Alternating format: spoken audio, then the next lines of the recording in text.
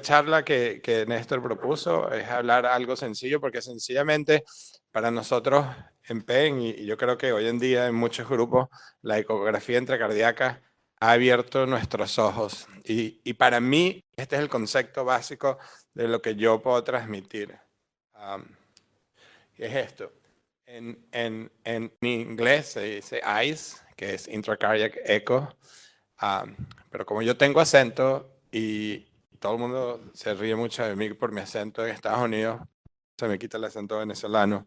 Cuando yo digo eyes, suena como si yo estuviera diciendo eyes.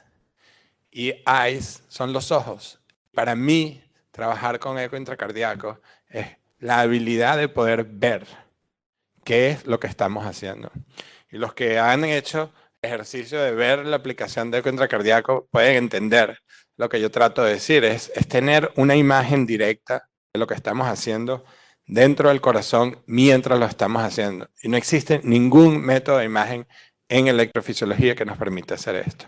El paper que se refiere Roberto es un paper que hicimos el año pasado y el título viene de alguien que ustedes conocen muy bien, que es Sami Biskin, y yo estaba trabajando con Sami y Rafael en Tel Aviv, y Sami dijo, este es el concepto más importante que yo he visto en electrofisiología, yo quiero que tú consideres escribiendo algo que sea trabajar con la anatomía en vez de pelear con la anatomía. Y eso es lo que permite el eco intracardíaco, es definir un target anatómico dentro del corazón y después decir, yo voy a mapear ese target, yo voy a hacer ablación de ese target definido de forma exacta. Porque dentro del punto de vista de eco, nosotros pensamos que esto es una herramienta en tiempo real. Si usted se pone a ver, la única herramienta en tiempo real en el laboratorio es eco intracardíaco y fluoroscopio. Pues es una MRI, usted hace un CT scan, todo eso no es tiempo real. Y obviamente si tiene un sistema de mapeo, usted está creando una anatomía dentro del laboratorio, pero con una definición que no es tan alta y todo depende de su experiencia técnica o de la calidad del mapa, etc. Entonces las dos mayores herramientas que podemos utilizar en el laboratorio en tiempo real va a ser eco intracardíaco y fluoroscopio.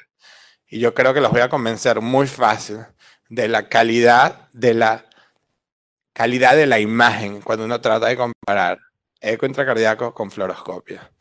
Y lo otro importante que siempre decimos es que no solamente es entender la anatomía, uno no tiene que entender la anatomía en electrofisiología cuando está mapeando, pero lo que permite el eco intracardíaco es definir la anatomía, basada en la anatomía que usted ya sabe, para esa arritmia y ese paciente en particular. ¿Por qué? Cada arritmia puede ser diferente, aplicada en un electro particular, a una región anatómica en particular, pero cada paciente es diferente. Entonces, una anatomía de un músculo papilar, por ejemplo, si bien es un posteromedial, la anatomía de ese paciente en particular puede ser un poco diferente a cualquier otro paciente, y esa variación anatómica es la clave para entender lo que estamos haciendo. Y el eco nos permite hacer eso. Es útil para saber dónde está el catéter relacionado con esa estructura anatómica, que es el segundo paso. Uno entiende el electro, uno entiende la anatomía y ahorita el catéter de ablación, el catéter de mapeo se va a aplicar a esa región anatómica en particular, guiada por eco. Y ese es el concepto. Usted va a saber si el catéter está en contacto o no con esa región anatómica que a usted le interesa. Obviamente no es mucho más útil la fuerza de contacto para saber cuánto contacto hay, pero la fuerza de contacto tiene que estar aplicada a la región anatómica que a usted le interesa, porque si no, la fuerza de contacto está aplicada a una región incorrecta, o sea que todo se integra. Vemos la formación de la lesión. Una de las cosas que me parece el futuro y que vamos a hablar es cómo entender los sustratos. Es posible ver sustratos con eco intracardíaco basado en ciertas características. Y si de todo lo que yo les voy a decir, usted dice, bueno, esto no me interesa, Fermín, esto, bueno, eso lo ve él solo, etc. Hay algo que es muy importante en electrofisiología, porque el que no tenga complicaciones, desde mi punto de vista, es porque no ha hecho suficientes procedimientos. Todos vamos a tener complicaciones. Todos las hemos tenido y todos las vamos a tener. Desde mi punto de vista, el eco intracardíaco, la utilidad, no solamente potencialmente prevenir complicaciones, pero algo que es muy importante es la detección temprana de la complicación, porque si usted tiene un tamponamiento cardíaco y usted tiene una efusión pericárdica, si usted la diagnostica temprano, usted interviene, no tiene que esperar, por ejemplo, que el paciente esté chocado para abrirlo, para evacuar una efusión pericárdica que se coaguló. Y esta detección temprana de complicaciones para mí es una de las utilidades que me da más seguridad en el laboratorio y vamos a ver unos cuantos ejemplos de lo que estoy hablando. Para utilizar el eco intracardíaco, y no voy a llegar en detalles a esto y les voy a pedir disculpas, hay algunas imágenes que están revertidas, que sencillamente en PEN nosotros nos fuimos entrenados con el marcador de este lado en vez del marcador de este lado. Y a mí, yo voy cambiando las charlas y hay algunas que se me olvidan cambiarlas, esta no la cambié, pero de todas formas es un concepto muy básico y si usted lo entiende, al final, se lo pongan del lado derecho, del lado izquierdo, usted busca una estructura y ahí se orienta anatómicamente. Hay dos grupos de imágenes para toda la charla y para toda la utilidad de la electrofisiología. Esto es tan sencillo que usted nada más tiene que poner el catéter en 2 sitios para obtener todas las imágenes que yo les voy a enseñar, excepto en la auriculilla izquierda, que lo vamos a discutir separado, que hay que estar en la arteria pulmonar.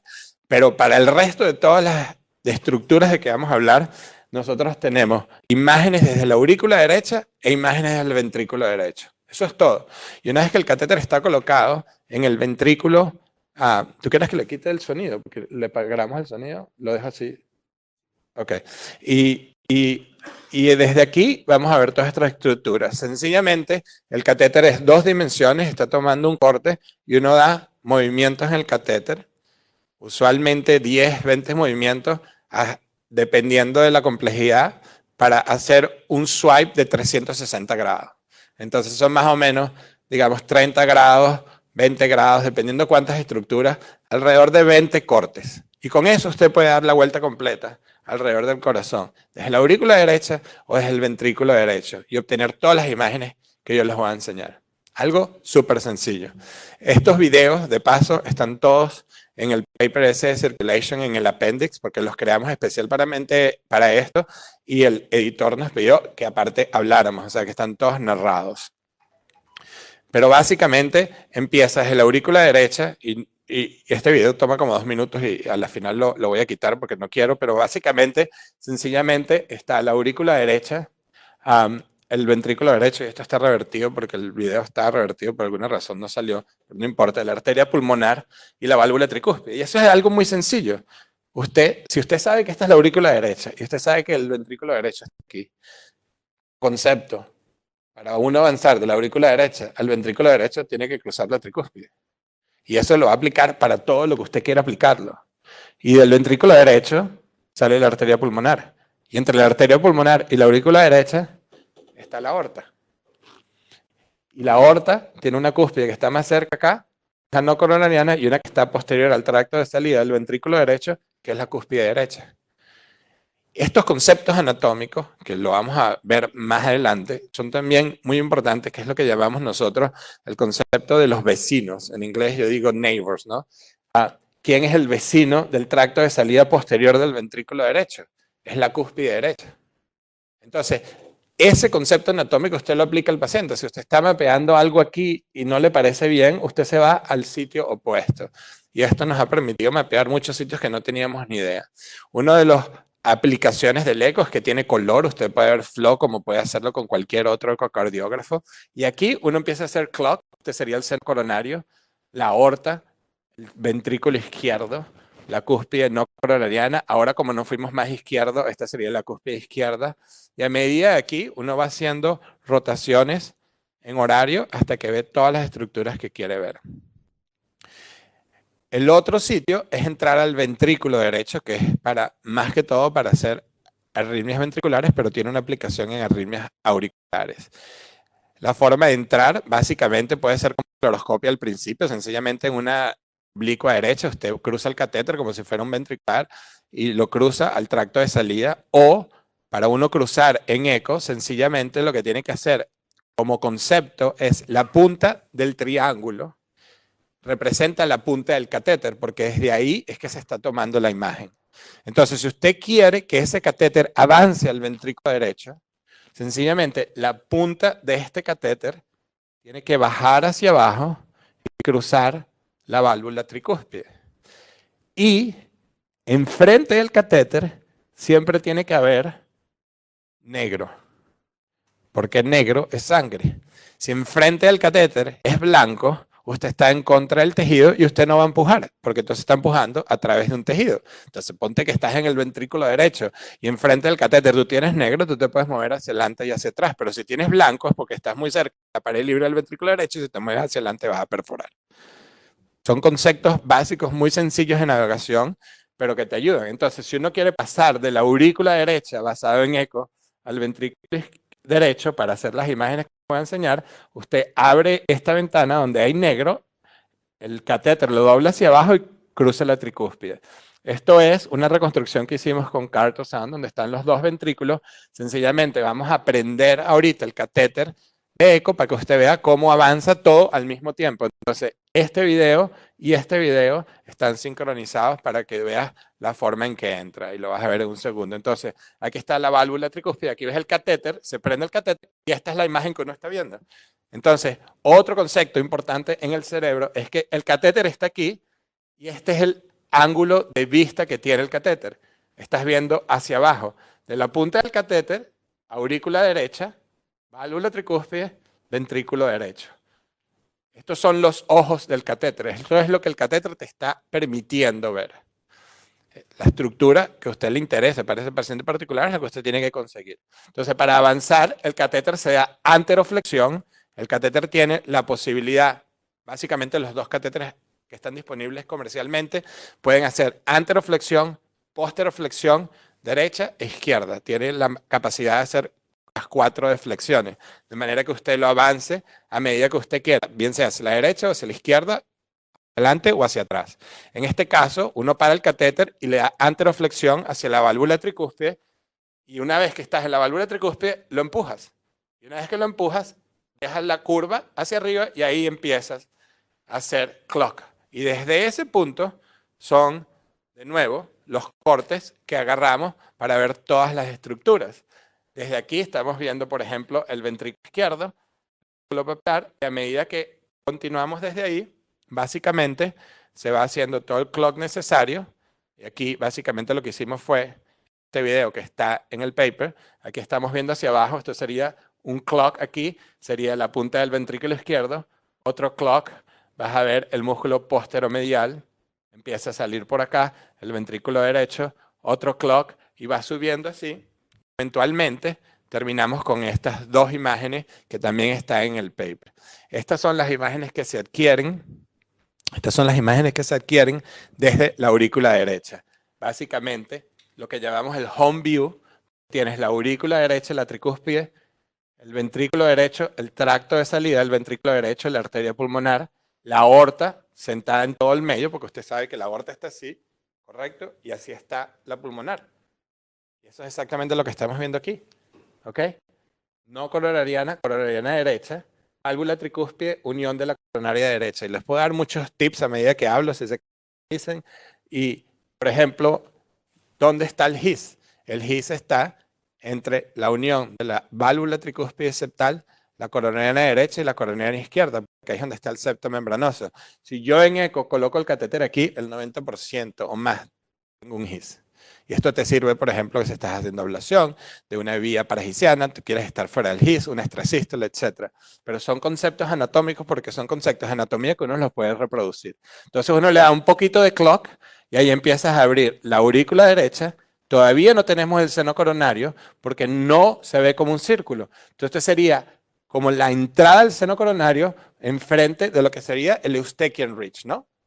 En Eustachian Ridge, seno coronario, no coronariana, coronariana izquierda, y empezamos a ver el ventrículo izquierdo. Esta vista nos abrió los ojos a un paper que es muy útil hoy en día, que es ablación de la parte posterior del ventrículo izquierdo desde la aurícula derecha.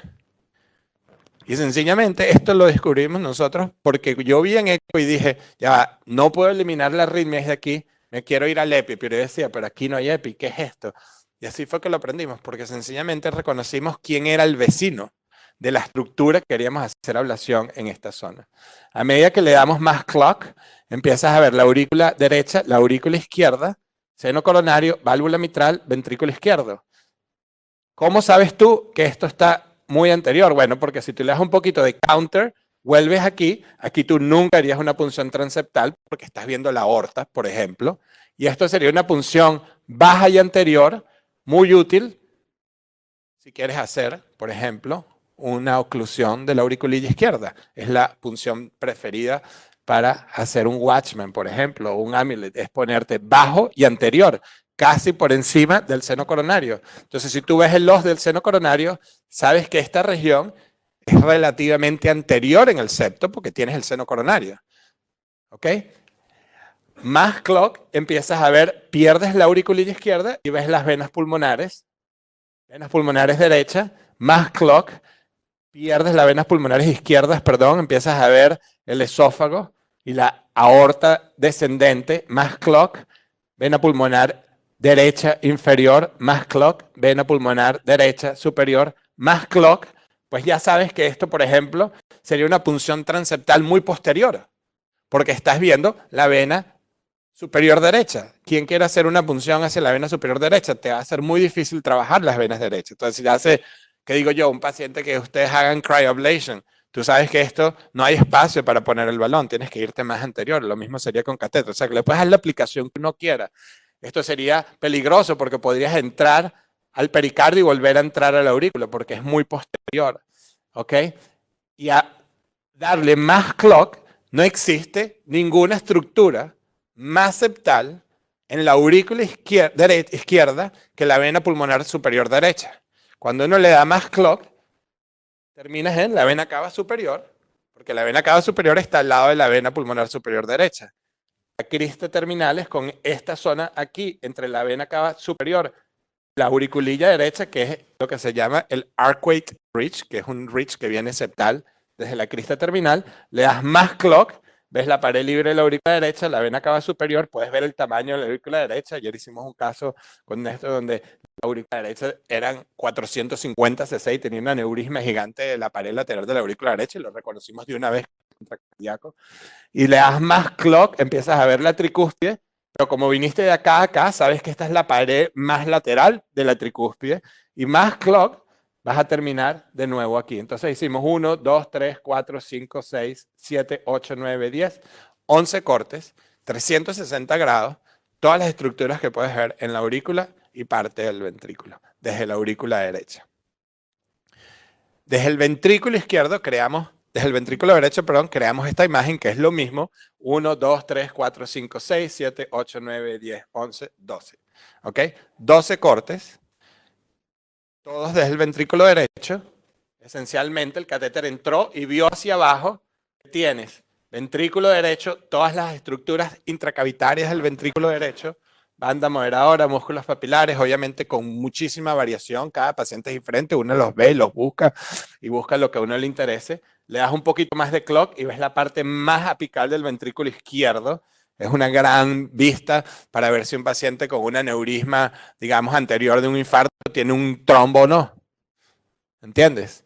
Y si vas a hacer una taquicardia ventricular, esta es la vista preferida mía para saber si el paciente tiene trombo o no en el ventrículo izquierdo. Le das más clock, empiezas a ver el músculo posteromedial. No solamente te enfocas en esta región, este es el septum interventricular. Esto es muy útil en pacientes con taquicardias intraseptales, porque para tú poder hacer ablación del septo tienes que tener el catéter en contacto. Y esta es la vista que siempre tenemos para ver el catéter en contacto. Le das más clock, empiezas a ir hacia arriba, empiezas a ver el músculo anterolateral, la válvula mitral, más clock, la auriculilla, la aurícula izquierda, la válvula mitral, el tope del ventrículo izquierdo. Esta es la parte más arriba del tope del ventrículo izquierdo antes de convertirse en las cúspides. Aquí tienes las tres cúspides, derecha, izquierda, no coronariana. Una vista muy útil para hacer ablación de las venas pulmonares izquierdas porque define exactamente el ridge entre el apéndice y las venas pulmonares. Esta es la vista que siempre usamos cuando estamos haciendo aislamiento pulmonar de las venas izquierdas, porque sabemos exactamente la definición. Y esta es una región que ningún mapeo, ningún sistema de mapeo puede definir bien. Ellos te dicen que tú estás aquí y el catéter no tiene contacto, pero parece que estás perfecto y cuando estás a eco te das cuenta que estás o flotando en la aurícula izquierda o metido dentro de la pulmonar y no sabes exactamente dónde estás. Esta es la vista que siempre utilizamos para esto. A medida que le das más clock, ves ahora la aorta ascendente. muy útil y les voy a enseñar cómo prevenir eventos embólicos en pacientes que uno va retrógrado. Lo primero que hacemos es ver la aorta ascendente. La aorta ascendente tienes la evaluación completa desde las cúspides hacia arriba. Si un paciente tiene un trombo móvil, tiene una calcificación, es un paciente que uno no va a ir retrógrado, porque eso se puede romper en taquicardia ventricular. Le das un poquito más de clock, ¿ok? Y empiezas a ver la pared lateral del ventrículo derecho con la cúspide pulmonar lateral, la pueden ver acá. Y después más clock, terminas en la pared libre del ventrículo derecho y terminas donde empezaste. Sencillamente 360 grados desde el ventrículo derecho y ves todas las estructuras anatómicas de interés que te puedan interesar. Como ya les dije, pueden evaluar fisiología, obviamente con color, válvula tricúspide, etc. El ventrículo izquierdo, puedes evaluar flujos. Esto es útil en aislamientos pulmonares, si quieres saber si estás haciendo mucha ablación, si hay edema, paciente que venga con redo, puedes evaluar flujo donde tú quieras, el apéndice. Obviamente, esto es una de mis imágenes que más me gusta. No solamente puedes evaluar el flujo en aorta, esto sería la cúspide derecha, izquierda, pero fíjense lo que pasa aquí. La válvula se cierra. ¿Qué pasa cuando la válvula se cierra? Es diástole, ¿no? ¿Qué pasa en diástole? Flujo coronario. Aquí puedes, diástole, ves el color aquí. Este es el flujo del tronco principal de la izquierda. Este es el left main.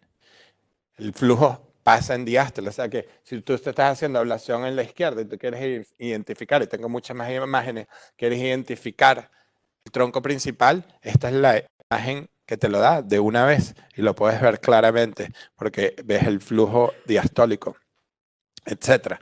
Y todo esto tiene mucha utilidad. Esto es un ejemplo, un paciente, por ejemplo, estábamos haciendo un caso de taquicardia ventricular y nos fuimos transeptal. Yo no sé si a ustedes les ha pasado alguna vez.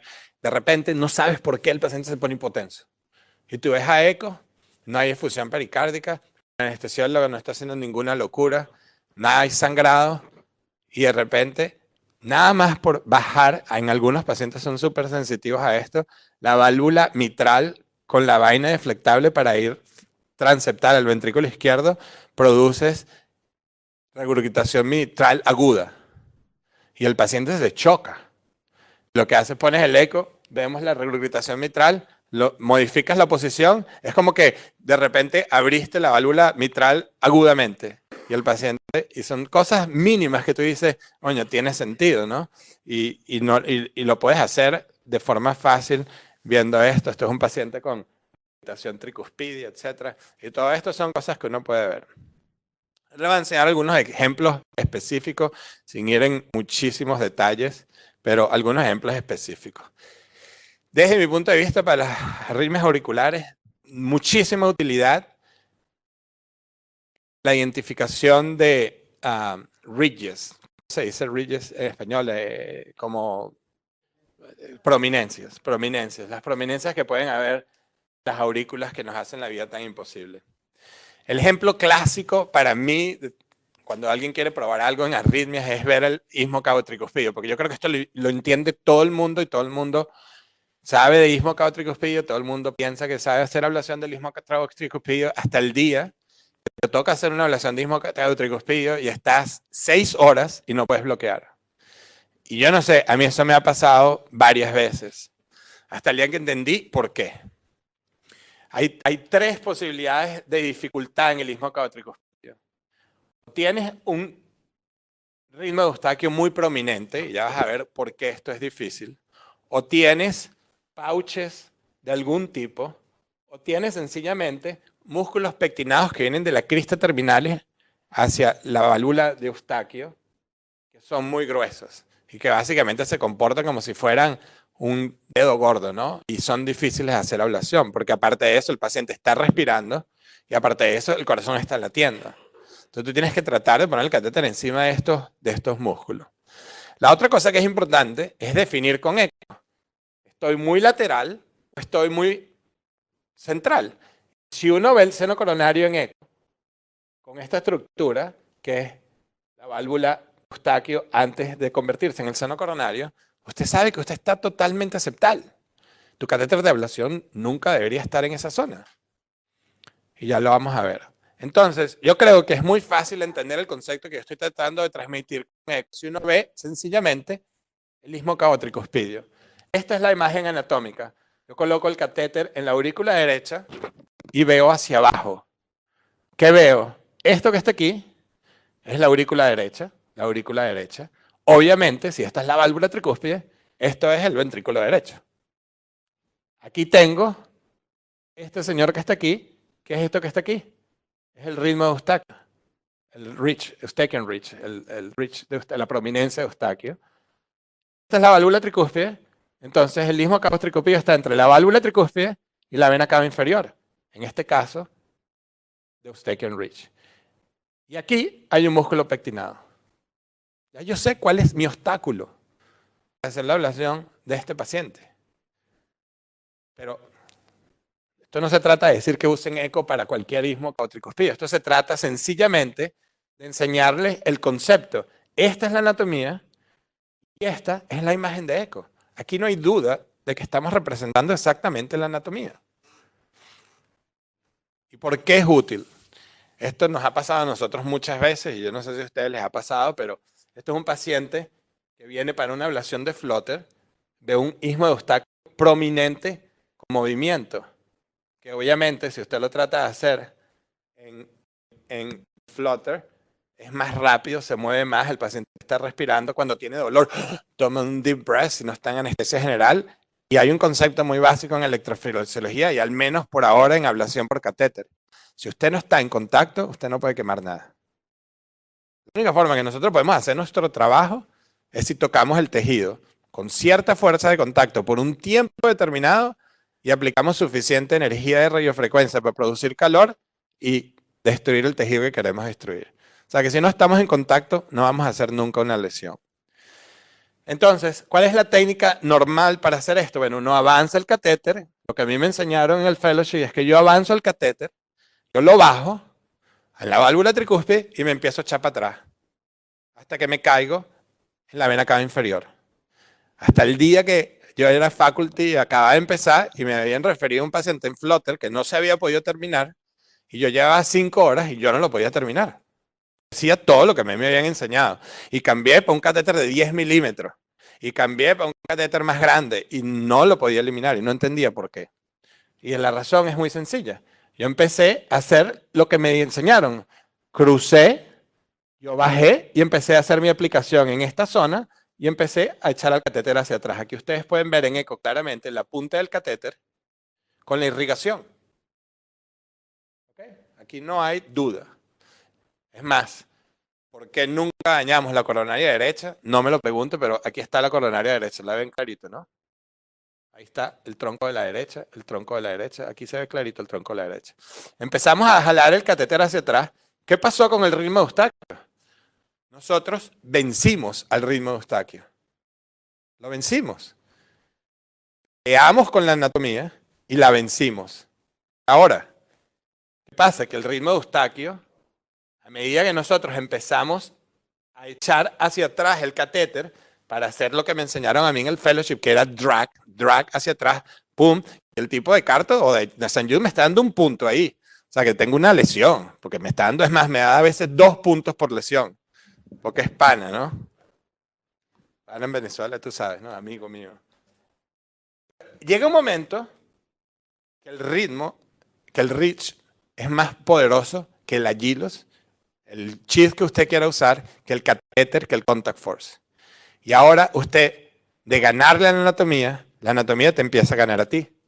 Y ahora el catéter sube y sube. Entonces, ¿qué pasó? Que usted hizo la ablación de esta zona sin ningún problema. Pero al usted echar hacia atrás, usted hizo ablación de este lado del ritmo, del reach, pero usted no pudo hacer ablación de esta zona del reach. Esto es un concepto muy básico. Y te vas lateral, porque lateral es mejor, porque no te quieres ir medial, y tienes una señal súper grande, y piensas que estás en contacto, catéter bipolar, y esto es una región pequeña, pero mira el catéter está completamente flotando. ¿Cómo tú puedes hacer la ablación si el catéter está flotando? Entonces el concepto es este, es muy sencillo y esta es la aplicación. En vez de pelear con la anatomía, uno trabaja con la anatomía, se imagina cómo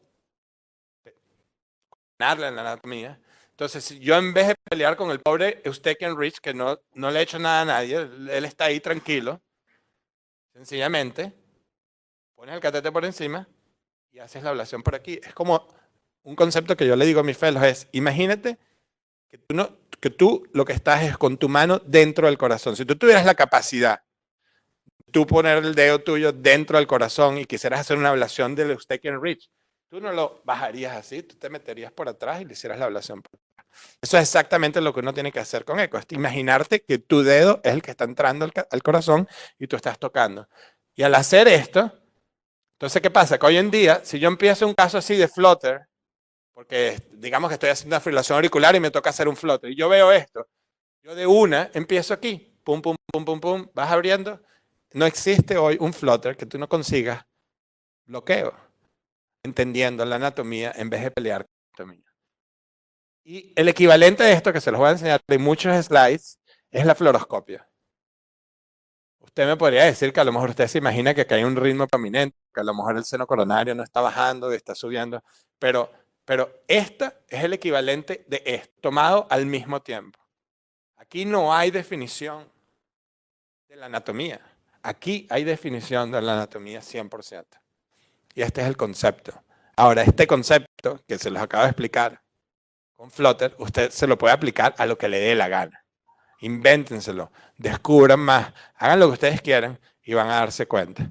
Esto es un paciente que no podíamos bloquearlo, tenía un músculo pectinado gigantesco.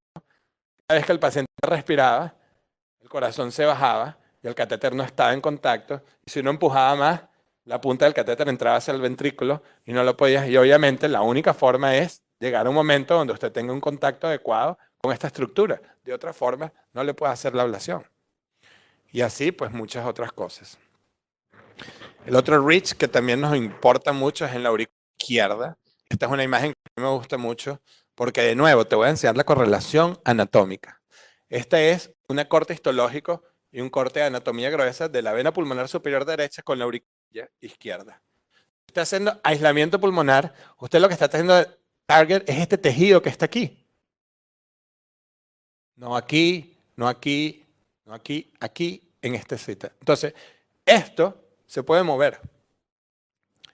Y los sistemas de mapeo no te lo definen. Entonces, lo que a mí me gusta entender es esto. Y aquí es muy fácil. Esto es esto. Aquí tienes el reach, la vena superior derecha, la pared posterior. Esta es una vista que la obtenemos desde el tracto de salida. Sencillamente ves aquí la aorta, por detrás está la aurícula derecha, apéndice derecho, apéndice izquierdo. Yo puedo ver el catéter, saber si estoy en contacto con la pared posterior, saber si estoy en contacto con el reach. Y una vez que yo sepa que estoy en contacto con el reach, yo puedo decir, ahora tengo 10 gramos de fuerza, 2 gramos de fuerza, 15 gramos de fuerza. Y en ese momento, yo sé que estoy haciendo una aplicación del reach. Donde hoy en día tenemos problemas con reconexión, aquí porque está el esófago. Pero más nunca hemos tenido problemas con reconexión, donde era el sitio de reconexión más frecuente, que lo llamábamos la carina anterior. Porque sencillamente nunca estábamos en contacto. Hoy en día, si tenemos reconexión es porque nos da miedo darle duro en la pared posterior. Al menos con catéter, obviamente con crayos otra historia y yo no tengo mucha experiencia. Estructuras ventriculares, regiones perivalvulares, etc. Esto lo voy a explicar de forma rápida. Esto es un caso que a mí me gusta mucho, pues esto es un colega mío que era anti-eco. Hay mucha gente anti-eco en Estados Unidos. Había unos cuantos que eran anti-eco en mi grupo. Ya no. Y el tipo llevaba horas tratando de hacer una ablación de una sístole ventricular en esta región. Y cada vez que iba, esto es un mal signo. O sea, mapeo, ¿crees que está donde está? Ablation on, no pasa nada. Entonces, ¿cuál era el concepto? Bueno, debe ser que no tenemos un catéter poderoso, vamos a meter un irrigado, debe ser que no estamos bien, vamos a meter esto, vamos a meter lo otro. Y estas son todas las técnicas que utilizó para tratar de llegar a esa zona. Pero lo que él no entendía es que este paciente tenía un ritmo de Eustaquio muy prominente y que para tú hacer ablación de esta zona, tú no te puedes meter así ni así, sino que sencillamente tú te tienes que imaginar tu dedo entrando al ventrículo y haciendo esto.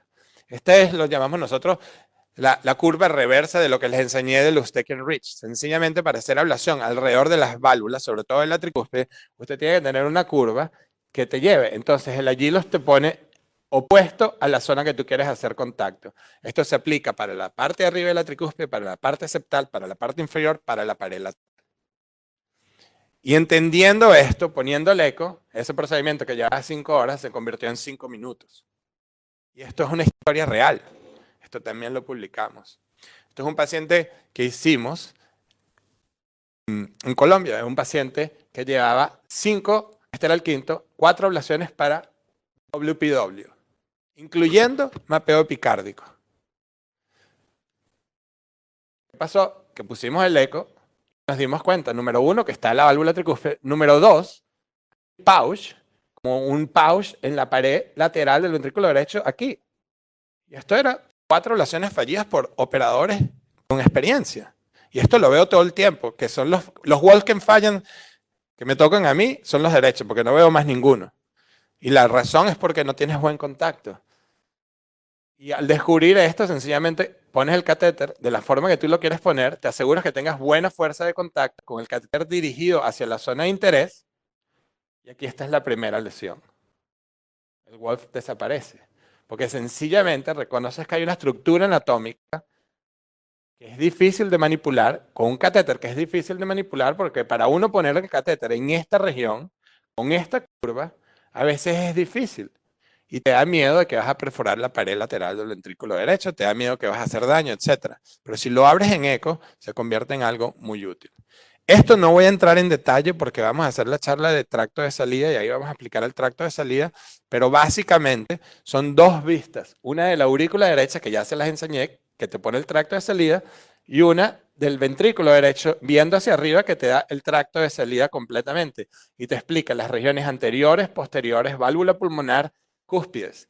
Y con esto, esencialmente, tienes la definición exacta de lo que está pasando. Este es el mismo paciente, ¿ok?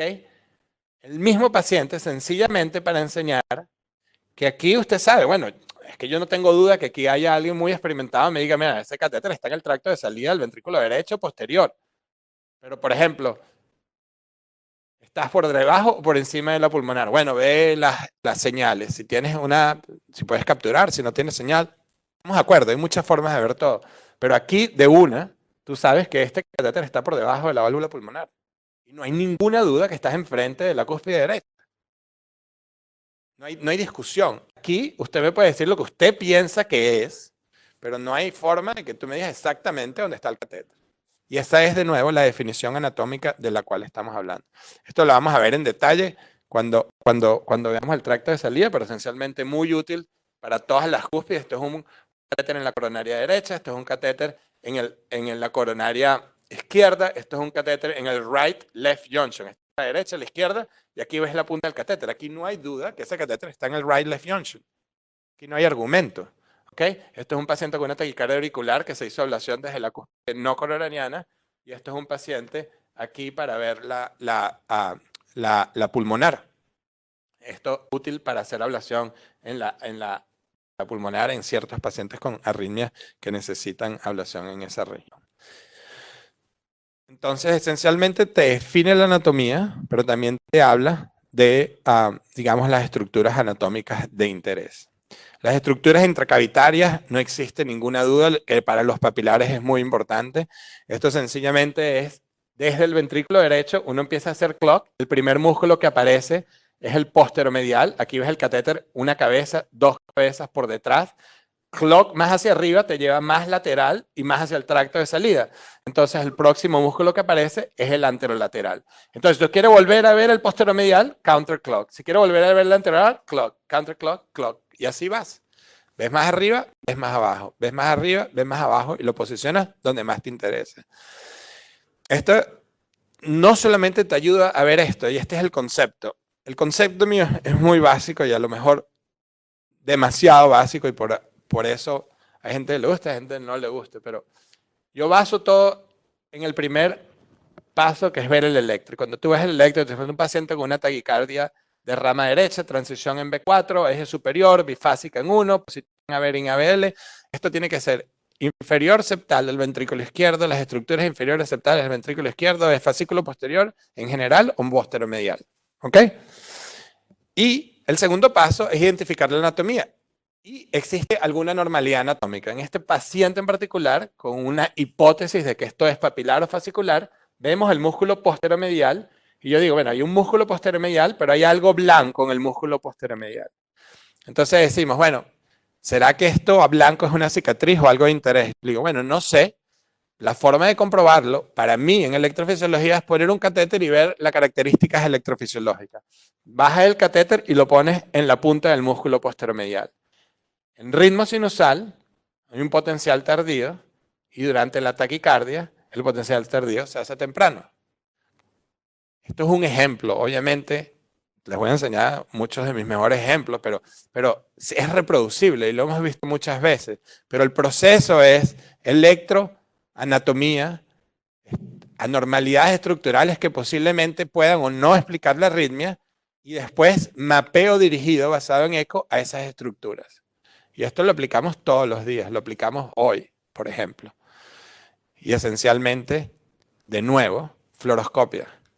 Esta es la imagen fluoroscópica de este paciente.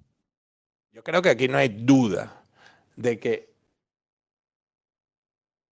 la definición de la estructura anatómica es muy pobre con fluoroscopia versus eco intracardíaco, por muchas aplicaciones. Voy a skip.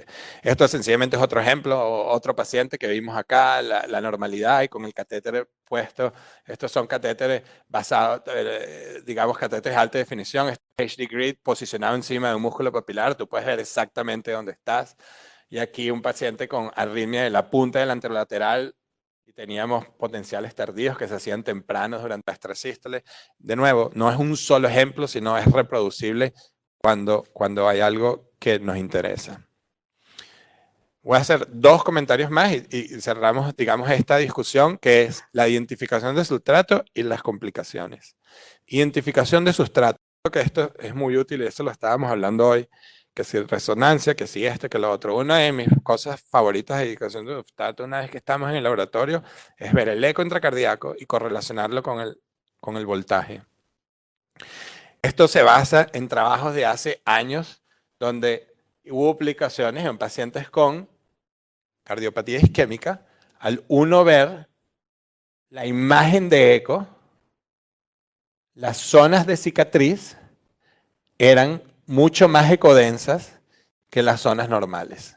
Y ecodensa en eco es más blanco. Eso es todo. Entonces, si usted tiene una región más blanca, de repente usted dice, bueno, esto puede ser un artefacto a lo mejor, pero si tiene que ver con la arritmia, pero aparte de eso, la zona de cicatriz no solamente es ecogénica, sino que tiene una disfunción de la motilidad y encima de eso, si hay una thinning, se puso más fino el tejido, algo que es más thin, más fino, que no se mueve y que es ecogénico, hasta que se demuestre lo contrario, cicatriz. Esto es un paciente, esto lo probamos nosotros, esto es otro estudio, un paciente donde tenía taquicardia ventricular de la pared lateral del ventrículo derecho, y aquí tú ves una zona que no se mueve bien en la pared basal del papilar, y es más pequeña, pero la zona de refringencia está más hacia el epicardio. Le hacemos mapeo de voltaje endocárdico, y era totalmente normal. Vamos al epicardio en esta región, y ves la región de cicatriz. Esto fue publicado por mi colega en el 2011 y desde ese momento esta es una de las herramientas que consideramos más útil en combinación con mapeo bipolar unipolar y eco para definir sustratos ventriculares. Y de nuevo, es algo que aplicamos en el día a día y sobre todo si la arritmia que uno está mapeando tiene algo que ver con esto. Te orienta directamente a la región de interés. Y lo hemos hecho muchas veces. Esto es un ejemplo. Un paciente, aquí puedes ver claramente una región anormal, no se mueve igual que el resto del ventrículo. Hiperrefringente, un ejemplo diferente al que les estoy enseñando. Este es el endobipolar, había una cicatriz endocárdica y epicárdico. Mira los potenciales fraccionados, opuesto a la región de interés. Entonces uno pone el catéter de una vez en la zona que te interesa. Obviamente que mapeas todo lo que quieras mapear, pero esto te ayuda a dirigir exactamente a la región de interés y obviamente con la utilidad ahora de mapeos de alta definición, activación, etcétera, pues te guía a hacer el procedimiento, digamos, más útil. Una de las aplicaciones que también hemos visto, ¿no?, es mientras estás haciendo ablación. Sobre todo, yo digo que cuando uno va a hacer ablaciones de alto voltaje en el ventrículo, estás haciendo ablación, que lo hemos usado mucho de alto voltaje para hacer ablación de los papilares. Es interesante ver que estás de una región que no vas a causar problema, porque estás flotando en el papilar, no estás en contra de la pared. Esto es algo que es muy útil. Esto es en mapeo endo-epi. Este es un paciente que estamos haciendo ablación desde el endo para tratar de afectar un sustrato epicárdico. ¿Ok? El catéter está en contacto, pero sabemos que el sustrato está en el epi. Bueno, pero empezamos en el epi porque había un componente de cicatriz, etc. Pero cuando uno se va al epi, tú quieres que el catéter esté encima del tejido ventricular, no en el pericardio. Y esto es un signo muy importante, que es que la punta del catéter se guíe hacia el ventrículo y no hacia el pericardio. Los detalles cuando uno está haciendo ablación son muy importantes porque es lo que hace la diferencia. Si usted está haciendo ablación epicárdica y tú no sabes si el catéter está apuntando hacia afuera, está apuntando hacia el corazón, ¿cómo sabes que estás haciendo una lesión? Sobre todo que todavía no tenemos la tecnología para saber exactamente dónde estamos. Pero basado en eco, uno puede buscar la punta del catéter y sabes exactamente que aquí el catéter está en contra de la pared parietal del corazón. No en la pared visceral, no en la pared parietal, hacia afuera del pericardio.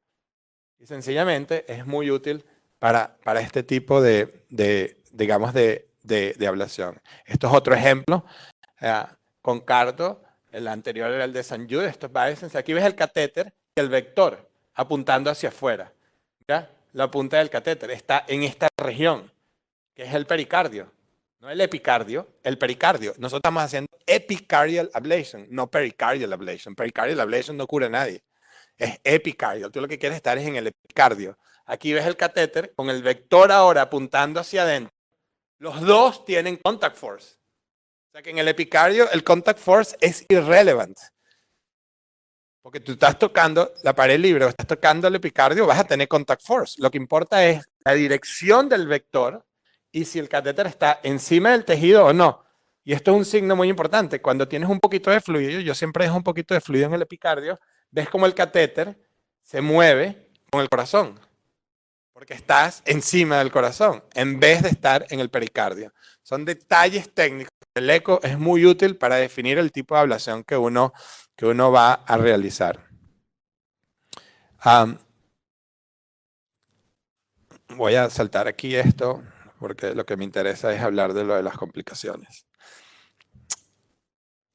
Este paper nos dio mala reputación desde cierto punto de vista porque ellos dijeron que cada vez que uno hace ablación puede haber embolismos cerebrales silentes.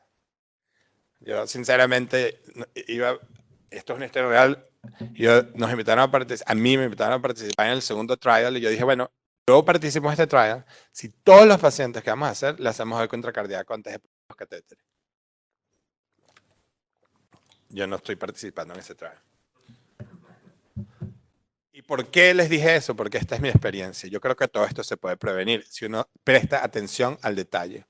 Esto es un paciente con un aneurisma anterior donde uno va a hacer una ablación de una taquicardia ventricular.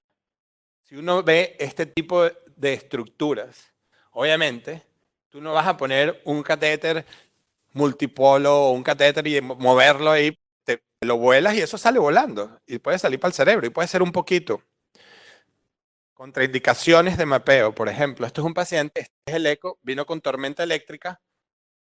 Y el eco el domingo a las 6 de la tarde. No había posibilidad de hacer contraste el lunes en la mañana. Tenemos que empezar temprano porque si no se nos... Y esto yo creo que le pasa a todo el mundo. Se prolonga el día, vamos. Que el paciente está anticoagulado, lleva al paciente al laboratorio, vámonos. Este es el eco intracardíaco. Esta es la punta del corazón. Y claramente ves aquí la presencia de un trombo. No se veía aquí. Cuando le hice esa tarde, porque cancelamos el caso, el eco con contraste, claramente había un trombo. Entonces, es sencillamente una forma de ver las cosas antes de que pasen. Esto es lo que está hablando de la aorta ascendente. Antes de nosotros cruzar la válvula aórtica, la primera imagen que tomamos de eco es de la aorta ascendente. Estos son pacientes, 3 pacientes diferentes, donde quedas las válvulas aquí, esa vista la ves, una vez que pasa las cúspides, ves más hacia arriba, y aquí ves cuestiones móviles. Estas son cosas microscópicas, pero si uno las rompe, estoy seguro que se pueden ir para el cerebro y causar pequeños accidentes embólicos que son totalmente prevenibles, porque un paciente así, si te tienes que ir retrógrado, bueno, trata de no irte por aquí, y lo que yo hago es que pongo una vaina larga que quede en el ventrículo y el catéter más nunca toca la aorta, o sencillamente tienes que ir transeptal. Este es otro paciente en una de las cúspides con una masa de calcio y con trombos pequeños pegados encima. Este detalle lo puedes ver con el eco intracardíaco. Para mí, una contraindicación de ir retrógrado en un paciente. Esto puede que dé miedo, pero es tomar atención a los detalles. Esto es un paciente que estamos yendo transeptal. Le habíamos dado heparina. Nosotros, todos los pacientes, antes de cruzar la aurícula derecha, tienen un ACT más de 300, 350. Antes de cruzar. El paciente estaba en warfarina, con un INR de 2.3. Y nosotros vamos a hacer la punción transeptal. Hicimos una, vamos a hacer la segunda. Antes de hacer la punción transeptal, yo identifico que en la vaina de la camisa hay un trombo. Yo no sé si ustedes lo ven aquí. Entonces imagínate tú que tú tienes la habilidad con tus ojos, que es el iris, porque este es el ojo, este es mi ojo. Yo estoy viendo la vaina que está a 2.5 centímetros de la punta del catéter. Yo puedo identificar si hay un trombo, yo puedo identificar si la vaina está limpia. Entonces, nosotros antes de cruzar, por ejemplo, siempre vemos las vainas para estar seguro que este tipo de estructuras no existen, porque yo estoy convencido que el 95% de los trombos que nosotros eventualmente vemos en la aurícula izquierda, los trajimos nosotros en la aurícula derecha. Convencido, porque lo he visto muchas veces.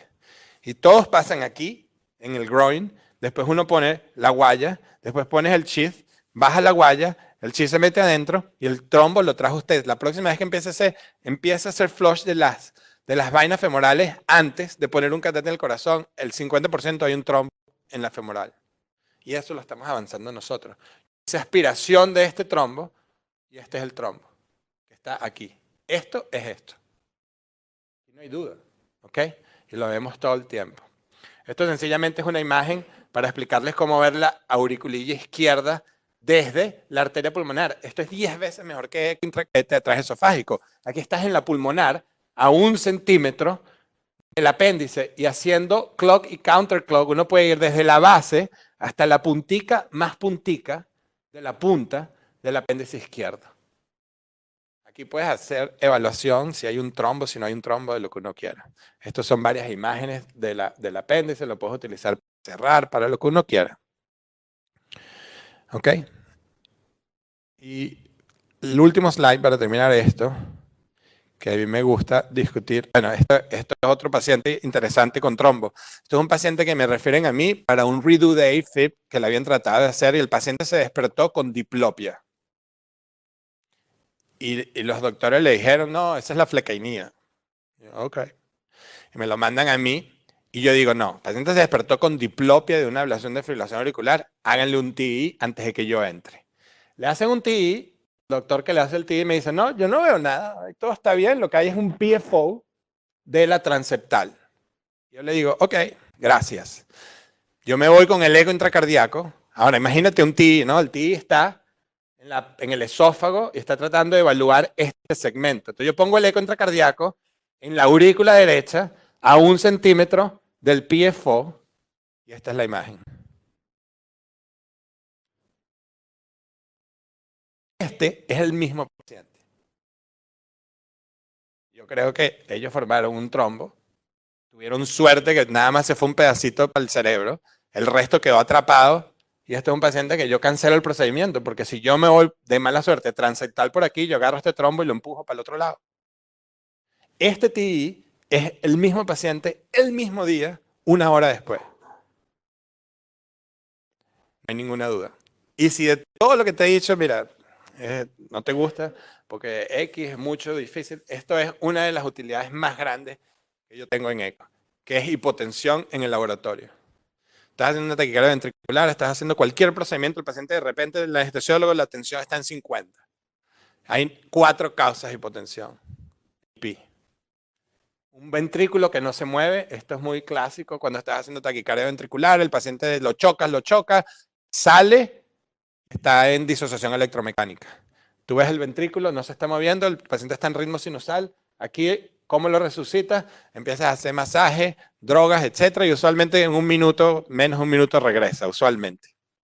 Pero ya sabes lo que está pasando de una vez. En 1 segundo yo le digo al enfermero, empieza ese masaje, al anestesiólogo, prepara epinefrina por si acaso y tal. Y ahí empiezas, lo resucitas y sales. No pierdes tiempo. Esto causa hipotensión, un ventrículo quiet. Yo lo llamo un ventrículo que no se mueve versus un ventrículo hiperdinámico vacío.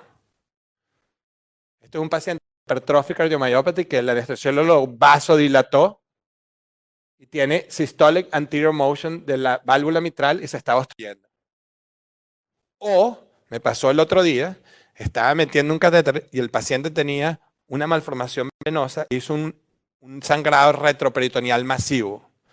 Cuando me doy cuenta la presión está en 0, ¿qué pasa? Que pasó al mismo tiempo que le dimos isoproterenol y el anestesiólogo estaba blaming el isoproterenol, pero cuando yo veo el ventrículo estaba vacío, el paciente tenía una hemoglobina de 4.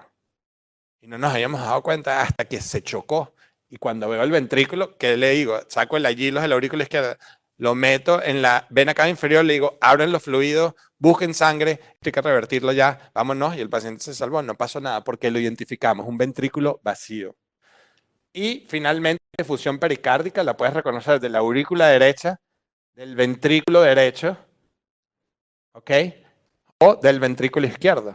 Obviamente, que aquí es mucho más que aquí o que aquí.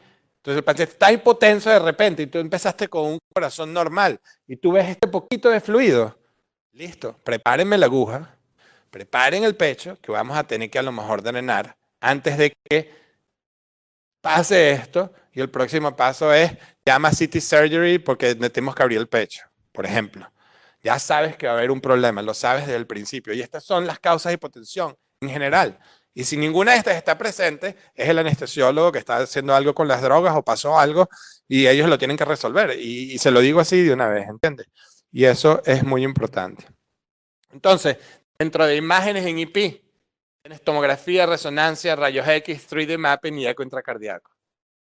Obviamente que yo entiendo que el problema es el costo.